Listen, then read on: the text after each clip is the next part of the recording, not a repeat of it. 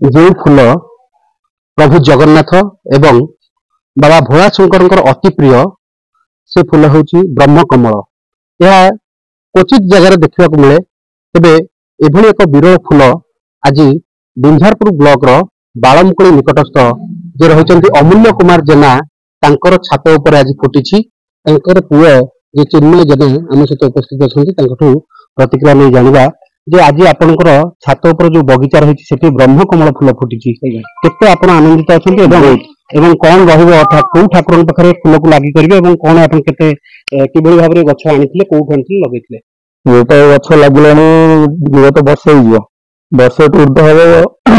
लगे गछ जेहेतु आज ये फूलटा फुटी बहुत मुझे खुशी अच्छी। ये फूल फास्ट आमर इष्ट देवता जगन्नाथ पाखे आनी देमु आम घर ठाकुर तापर आ गोटे फूल फुटे जब से नहीं शिव पाखे देवी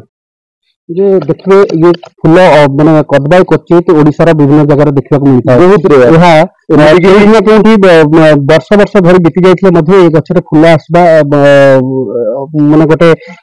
कहीपर निश्चित भाव में यह एक सौभाग्यर कथा कि आपंकर एक वर्ष मध्य गचर फूल आसी कि भाव कौट आनी केमी लगे फूल ये बहुत चेष्टा करमर गोटे पीसी घर